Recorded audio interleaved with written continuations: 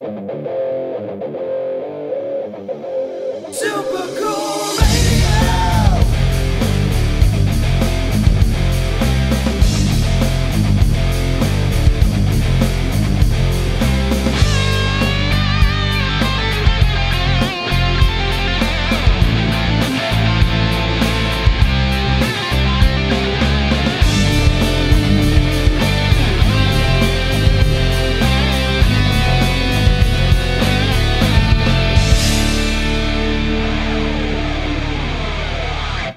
Hello everyone, I am Matthew Thomas with Super Cool Radio, back with another interview. My guest this time recently released a hard-hitting ballad dripping with classic rock vibes entitled Treasure. Please welcome the awesome Madysin Hatter. Thank you so much for hanging out with me. Thank you so much for having me. How you doing? I'm great. How are you? I'm doing really good. It's like 90 degrees where I'm at, so I'm enjoying the windows down with the music today. I was talking to somebody about this the other day. I much prefer it being hot out than cold. I live in New Jersey, so we get snow and ice and all that stuff, and I just can't. I can't. I know. So I'm excited for the summer. I live in Indiana. I totally feel you about, like, it's hard to stay warm, but it's so much easier to cool down. Yeah, I think so. And it's just like the wind, like when it's a cold wind blowing at you and it's like 7 in the morning and the coffee hasn't kicked in yet. And it's like one of those like winds that like knocks your breath out. For me, that's like, I'm canceling the entire day. I'm not going to leave my house. I can't do it. I feel you. I think 2020, like the winter 2020 was February, I think. The actual temperature here was -25. Oh, wow. Oh, so like I'm a baby in comparison. That's nuts. How do you, -25, like Fahrenheit? How do you live? Like, what do you do? Lots of layers, hot chocolate. And I worked that day too. Like I was a mechanic at that time too. And yeah, it was not fun. No, not at all. Well, I'm glad it's 90 there now. That's much improvement. All right, so let's kick this interview off with a fun question, Madysin. What music have you been listening to this week? I always listen to my music on shuffle, and I always make sure to get like my favorites in there, like AC/DC, Aerosmith, Hailstorm. But this week, have you heard of Aaron Jones? That sounds familiar. He's an incredible rock artist, and he just released a full-length album, actually on Friday, I think it was.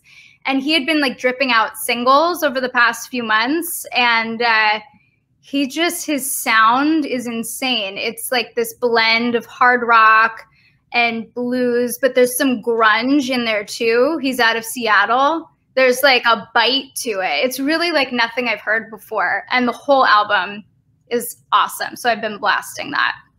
I'm definitely gonna check that out. I do like. You have to check him out. He's so good. He's so good. The songs I really like of his are "Take Me Away." That was the first single he released, and then I'm really digging "Supercharged" off of his full album. It's like epic. So good. Yeah, I'm definitely gonna check that out. I'm always looking for new music to check out, so I'm definitely gonna give that a listen. Yes, cool. Yeah, this week I've been listening to, I don't know if you're familiar with Ali Venable, really good blues guitarist out of Texas. Oh, cool. Yeah, I just saw her live Saturday, and like she did a very good Stevie Ray Vaughan cover. It was very impressive. Oh, nice. Yeah. Awesome. Okay, so I have some homework too. Yeah, we all do. Hey, music is awesome because we always get to share it with people too. Yes, sure.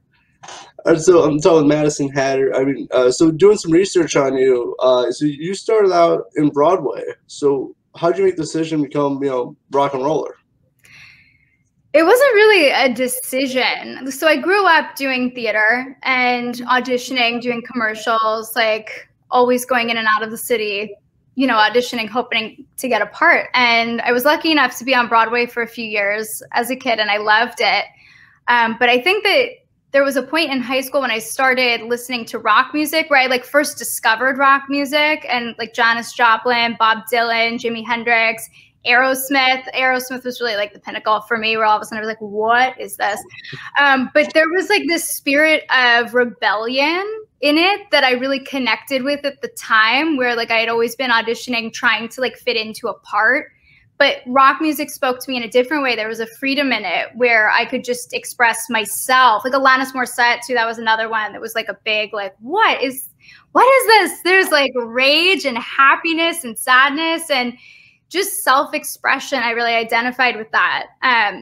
So then I started making my own music, and it was cool because I didn't have to wait for somebody to like cast me in a role. I could just, you know, I wanted to perform, so I could make my own way of doing that and release my own music. I still love theater, and honestly, I feel like it's like the pendulum swings. I'd love to get back into theater one of these days. And I think there's a lot of crossover between not just rock music, but any like pop music, anything that you're performing on stage. There's obviously crossover with theater. And I think there's a theatricality to my music too. So definitely I love both.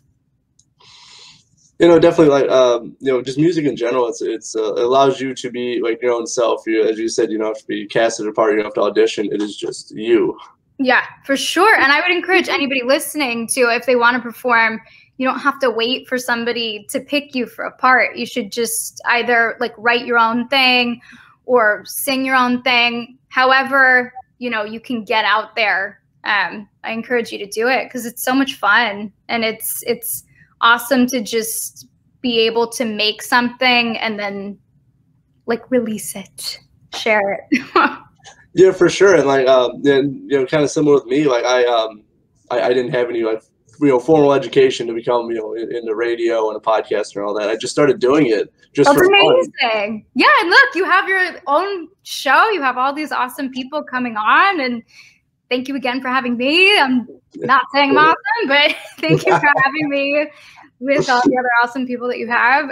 Yeah, and especially with like social media and just the internet today, there's so many different platforms and ways that you can get your own content out there. When you're a musician, you know, you have Spotify, you have, I was able to self-submit to like iTunes and post my own videos on YouTube. It's like, the access is there. The trick though, I think now, since so many people are doing that, is figuring out how you can get the eyes and ears of other people, because there's so many people that are doing it nowadays. You know, it's not like the 70s where like you would have to be signed to a label and then every radio station's going to play your stuff. Everybody knows who you are, you know? Yeah, I talked to a lot of like independent bands, and that's the big thing they tell me is that you don't need a record label per se. You have so many outlets. You have the whole internet. You have the whole world you can connect with. Yeah, and that's awesome. You just have to figure out how to use it and how to get people to hear it. Yeah, for sure, and definitely. You know, I'm studying social media classes to improve my social media. There's like so many, you know, tips and tricks, and you know they always change up like the algorithms on Facebook, so you know when that happens. Oh my god. Yeah. Yeah. I think they say, "Oh, this is working too well. Let's change it and not tell anyone." Yeah. Oh, totally. It's a game. It's a fun game. Sometimes it's a fun game. Yes, for sure. And yeah, and I found out, and I have a podcast channel on Anchor too. And like I found out, like 30% of my American listeners are from Washington State. I was like, wow, I didn't even know. Cool. Yeah, I was like, that's kind of random, but I'm glad I have an audience over there. That's awesome. Yeah, I feel like too, it's like once one person kind of like discovers your show or your music, you know, they'll tell a friend, and then so then it's kind of like there's like clumps all over. Yeah, for sure. Definitely. Once it starts spreading, though, it doesn't stop. Like once like someone tells another person, it just keeps going, and it's always awesome when that happens, especially if it's organic too. Yeah, definitely. All right, so a big reason I want to talk to you is you released a brand new track entitled Treasure. It was released on Friday, May 21st, and that features Mule Kick, which is a New York City rock supergroup comprised of Rob Ferrier, Rob Bailey, Brett Bass, and Rob Flores. So how was it writing and recording Treasure and working with Mule Kick? The song, like the process of writing the song was awesome. I love working with Mule Kick. The guys in the band are all friends of mine. And I look up to them so much. They all have their own projects going on and different like touring schedules and their own thing, you know. I first hooked up with Mule Kick a few years ago. Whenever the guys are all in the city, they have like jams and performances, and they always have guest singers come up, and they invited me up to do a couple tunes with them.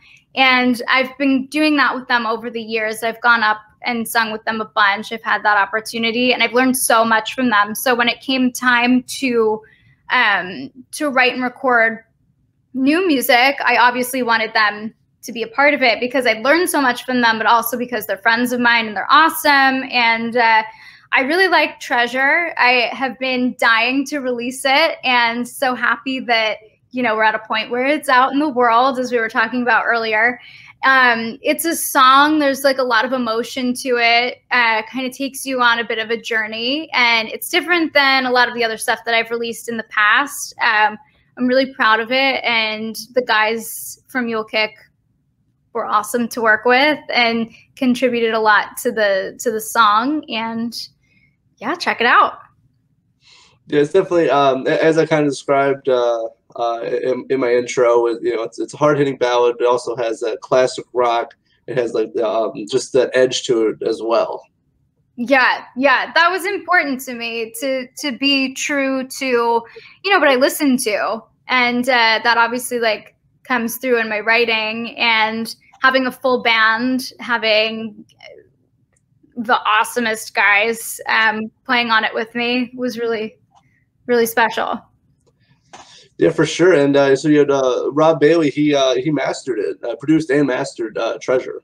He produced and he mixed it. And then Tom Durak, who I actually have not met in person, we mastered it during the pandemic, but he mastered it. And then Frank Ferrer, Rob Bailey, Brett Bass, and Rob Flores played on this track too. And three of them actually played on another track that I released a couple months ago, Wild and Strange. That was Rob, Brett, Frank, and then another guy who's not on this one, Tyler Bryant.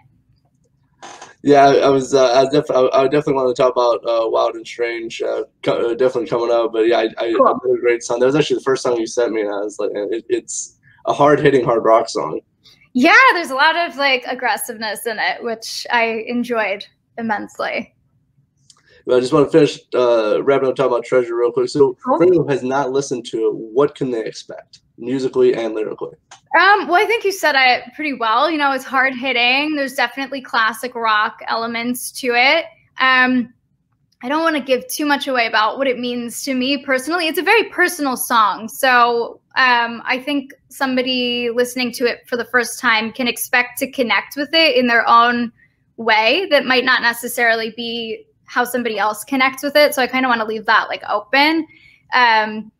But yeah, it's definitely personal, definitely emotional, but also like just a song that reminds me of summer, where like, especially when like the guitar solo comes in, I just imagine like driving on the open road and just like blasting the music. It's for a road trip. Yes, definitely. It's definitely road trip music, especially once you get that guitar solo in there, because definitely it's a very well done guitar solo. It fits the whole like mood and the aesthetic of the song perfectly. Yeah, that was Rob Bailey too. Yeah, definitely. Just again, a super talented, super group of guys you had the opportunity to work with Mule Kick. Definitely, really cool. Sounds like very cool guys to work with. Definitely. Awesome. Yeah, they're really cool. And thank you. And I've listened to Treasure. It's on obviously your YouTube channel. It's on all the streaming platforms, and I can definitely tell like it's you really hear the emotions, as you said, like in your voice, especially throughout the whole song. Thank you. And so if anyone has to check that out, please definitely check it out. YouTube, Spotify, all the streaming platforms. It is currently out now, so definitely check it out. Yes. And now we briefly talked about Wild and Strange. I want to talk about it more in depth now because that was, as I said, it was the first time you sent me, and as you also said, it features Tyler Bryant, Frank Ferrier, Rob Bailey and Brent Bass. Again, great musicians to work with, super talented, and it has that. It definitely, that's like as I said, it's a true hard rocker. You said it's aggressive, has another different edge. I said that for church, but it has like a different edge to it as well with how aggressive and rocking it sounds. Yeah, that it was important to me to really. So that song was the first song that I've released since having my son. The last original song I released was back in like 2017. So I really wanted to like come back in like kicking the door down, like really aggressive, angsty, because that's also how I was feeling, you know, like I was so excited to be releasing new music and writing new music. And that vibe was just, you know, that was in me, and it was like waiting to claw itself out. So it definitely came through in the lyrics and also the visuals. That music video, you can kind of tell that I filmed that one during the pandemic because I'm just like feral at that point. Like been in the house for like a year. It's like so that was really fun to shoot that video and to record that song. I had a lot of fun with that one. Yeah, you definitely reintroduced yourself and kicked down the door with Wild and Strange. Like you came out swinging again. Yes. That I needed to do that. Oh, and swinging too. I'm like super into Muay Thai right now too. I started doing Muay Thai after I had my son, and he's going to be 4 in July. So I've been doing it for almost 4 years now. I love it. It's like a great like mental focus exercise. Great way to kind of like turn my brain off and just like, you know, get it all out. And especially like to music, and the kind of music we listen to in the class is very edgy, aggressive, angsty. So, you know, that kind of like translated to the song as well. Yeah, that's really awesome. Definitely, like, I haven't done yoga in a while because I've been like super busy trying to run everything. But like yoga is my way to like turn my brain off. I shut my phone off. Like that's just, you got to disconnect from everything for, you know, half hour, however long. You need that. Yeah, it's important. Yoga's great too. So I'll go to a yoga class and it'll be amazing and I'll feel so refreshed after, and I'll make a mental note that I have to start doing this regularly. And then fast forward like 7 months later, I'll take like another yoga class and like the cycle just repeats. Yeah, I was doing it every other day for a longest. Like during the pandemic, I was doing it every day because that's awesome. I mean, I can't go anywhere, so I got, you know, yoga DVDs, so I'll, you know, do it at home. Yeah. And yeah, that was like that got me through 2020. It's just like I needed to take a break and do some yoga. Yeah, that's something this past year has really like highlighted certain things that you need. You know, it kind of like comes out. Like I think working out is important, not just for like I'm working out, but like for your mind, it's so important. And then like for me, going to concerts, having music be a part of my life, you know, all of that. And I'm so excited for concerts to come back, hopefully. So, well, I've seen a lot of announcements, so hopefully, you know, everything will come to fruition pretty soon. Yeah, I've seen a lot of concerts, mostly for the fall, like October, November, for like actually like across the U.S. tours, like actual major tours. Yeah. So I'm hoping it comes back and stays, doesn't just, you know, stuff close down again and, you know, we're all home again. But yeah, I definitely think we made some great steps since, you know, the end of 2020, beginning of 2021. I think there's definitely a lot of great steps being taken. For sure. Yeah. I've seen a lot of announcements for 2022 as well, which is trippy because it's that feels so far away, but I guess it's not. And, you know, just have to like plan in advance. Yeah, at least gives you more time to plan and obviously save up money. Yeah. All of those things. There's going to be a lot of concerts, a lot of catching up to do for sure. Oh yeah, definitely. Like, if there's any like concerts that are remotely close to me that I want to go to, it's like I'm just gonna go because like I had no concerts for the longest time. Like I'll drive an hour. I have no problem with that. Yeah, I have no problem with that. Totally. So yeah, for sure. I think things are starting to open up more, and we're definitely getting a lot of shows. Like I think like In This Moment and Blackfield Vibes announced their co-headlining. That'll be awesome. That'll be so cool. And they got a show like an hour away from me, and it's in October. I'm like, you know what? It's a Friday in October. I'm not working. I'm going. Is In This Moment one of your favorite bands? It's actually Raven Black and Dead, the supporting band, so I like, actually. I mean, I like In This Moment too, but I had the opportunity to interview Raven Black, so I definitely I wanted to. Wow, nice. That's awesome. So yeah, I want to catch that too. I love In This Moment. They're one of my favorite bands, I would say. I like the metal with the rock, but also, like, dare I say, there's like pop, because the stuff's like so catchy. That's one of my like favorite bands to work out to, actually, because there's like that aggression, but it's also like, I feel like almost like Britney on crack. Like I feel like Britney could really rock an In This Moment tune, and she's so powerful on stage. Maria Brink, she's just, you know, so amazing. You know, yeah, not taking anything away from it, I really enjoy In This Moment as well. I saw them with Rob Zombie and Korn like 6 years ago now. That's the only time I saw them. Yeah. Awesome. So yeah, I want to see them live again. I know they're definitely. I think there's a little bit of a shift with their latest music. I think it's definitely. It's still aggressive, but I think she's her vocal, like, she doesn't scream as much, I think. Right. Yeah. I really liked the album. I think it was their latest album, Roots, or I don't know what the name of the actual album is, but I have the whole thing and I listen to it all the time. But the one that Roots is on, love it. Oh, Mother. No, that's the other album. That's the other one? They have so many albums. Ritual, then. I think it was Ritual.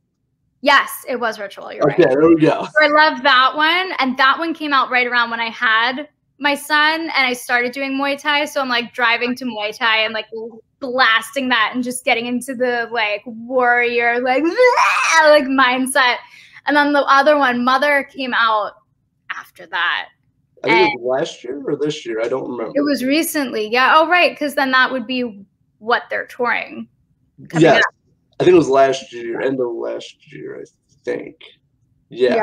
That makes sense. I listen to all my music on shuffle. So even if I'm listening to like an artist, I'll like shuffle it up. So it's all different albums playing at the same time, and total chaos, but in a great way. Yeah, for sure. No, definitely. I listened to Just Drive by In This Moment. I was running on the treadmill, and I haven't listened to In This Moment in a while. It just came up on my iPod, and I was like, man, it's hard hitting. Yeah, for sure. Perfect thing to listen to when you're working out. Oh yeah, for sure. Like I was listening to, I worked out yesterday. I listened to Slipknot because like that is like perfect working out music. That's awesome. Yeah, definitely, for sure. But yeah, I'm looking forward to seeing In This Moment again because they, I think they were like a 30-minute set when they were with Korn and Rob Zombie, obviously, because Korn and Rob Zombie had like an hour-plus set each. So yeah. Yeah, when I saw them, it was like 2015 or 16, and it was like a whole production. Like, talk about theatricality. It was like there was choreography and like backup people. It was insane, and it was like a full set. It was awesome. That definitely sounds like, yeah. They had the background dancers too for my show, but that was pretty much it. There wasn't very much theatrics, even though I think Maria did a few costume changes. That was pretty much about it. Cool. All right, so I want to talk. So obviously, talking about live music, and I want to talk about something that you did in May of 2019, so almost 2 years ago at the Whiskey A Go Go. Yeah. You had the opportunity to support Lita Ford, the legendary Lita Ford, at the Whiskey A Go Go, legendary venue. How was it? It was everything you would expect. Like, it was just epic. It was amazing. I love performing at the Whiskey. I've been able to perform there a bunch of times, and it's just such an iconic venue. There's so much history there, and it's just so inspiring to be there, to like soak up those vibes. And then Lita Ford is a legend. I look up to her so much, and it was just an honor to be able to open for her. And that was also like the first show after having my son. You can sense a theme here. So that whole thing was so special to me. I was, building up to that, like working back towards being able to do full out performances. And it was awesome. Some of my friends flew out from the East Coast, because Whiskey A Go Go's out in LA, for those of you who are listening that don't know. And I live in New Jersey. So like I flew out for the show. Rob Bailey flew out for the show to play. And Frank Ferrer, who plays drums on the songs, he was out in LA. So he got to play that too, which was great. And seeing friends and just, you know, being back at the venue, I see a lot of familiar faces there when I play there. And it was epic. Yeah, it definitely sounds like it. It's you have a few live videos on your YouTube as well. I highly encourage everyone to check it out. I really enjoyed you covered "Touch Too Much" by AC/DC. I really enjoyed it. Love that song. Because it also, like, it's a hard rocker, but also it has a little bit of that pop because it's also very catchy as well. Totally. That's the kind of music that I always gravitate to. And I love AC/DC. AC/DC is one of my favorite bands. I love their deep tracks. Like, I keep finding, when I get really into a band, I try to like stretch out the surprises. So I won't listen to every single song that they've done immediately. I try to like savor, and I'll listen to like an album and get like super into that. And then I'll go to the next one, and it's like discovering new music, even though it was released like decades ago. So I love the deep tracks of AC/DC for sure. And all the guys in the band really like AC/DC too. So that was a treat for us to do live. It definitely looks like, obviously, you had so much fun. You could definitely tell that in the video. You had so much fun doing it, and you did a killer cover of it too. Like, it was Thank you. Cool. Thanks. I had a lot of fun with that. That was like the most important thing to me. It was like just to, you know, be back on stage and have fun. Oh yeah, for sure. And so did you get to meet Lita Ford? I actually didn't. I met a bunch of the people in her band, but so I do like a lot of my own, like I do my own promotion and my own manager, all of that. So after my set, I actually like ran up to the balcony of Whiskey A Go Go, because that's where they always do like the merch booths. And I ran my own merch booth, and I was meeting people that had just seen my set and who wanted to buy merch. So I didn't go backstage after my set. Otherwise, I'm sure I would have met her. But I mean, I've heard she's an amazing person and so nice. And it was awesome to be playing the same night as her. Hopefully one day I'll meet her. That would be a dream come true. That would be amazing. Oh yeah, for sure. I hope there's more shows of, you know, you and Lita performing, because I know it'll be absolutely like awesome for, you know, both of you guys. So that would be so cool. Yeah. So how do you prepare for a live show? There's a few things that go into it. I don't really like tour because I'm a mom. And I usually do like one and done kind of things.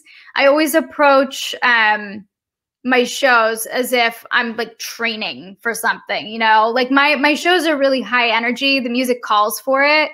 And I guess like the theater background kind of comes out as well. Like I love dancing around and just letting like the spirit of the music dictate in the moment what I should be doing. So I definitely make sure that I'm physically ready to do that. Because if my emotion all of a sudden is calling for me to like jump up and down or like spin around, I don't want to feel limited, because singing and moving around is like, if you haven't tried it, it's very difficult to be able to do both at the same time.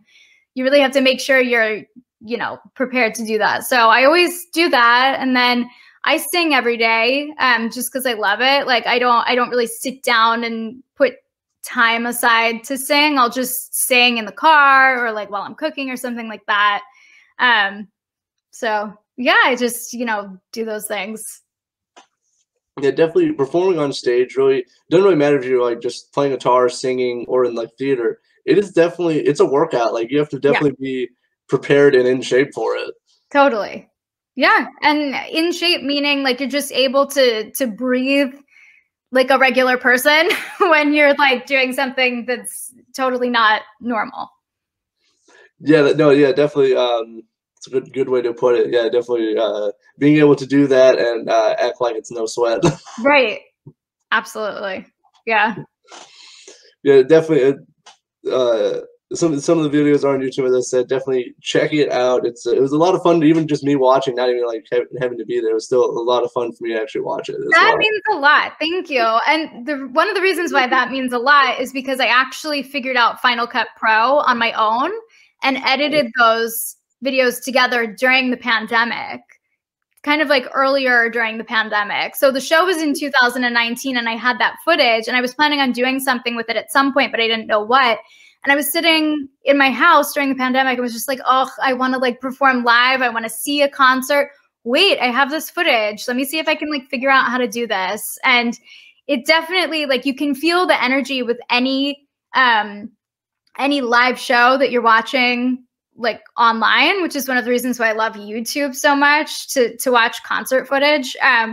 So that was one of my pandemic projects, and it was a lot of fun to do. Yeah, I recently started doing video editing and stuff, and it's different. But once you get the hang of it, it's pretty easy to understand. But it's definitely different. But I like making elaborate title scenes now. I figured out how to do that, and I was like, I'm putting this in every video now because it's just fun. Cool. Nice. Yeah, it's a fun thing to do, and it's cool to be able to know how to do at least like the basics on your own. Yeah, I like to keep everything in house because that way it's obviously one, cheaper, and two, I do everything the way I want it. I don't have to like try to describe it. It's just like I want it like this. I can do it like this. That's awesome. Yeah, totally.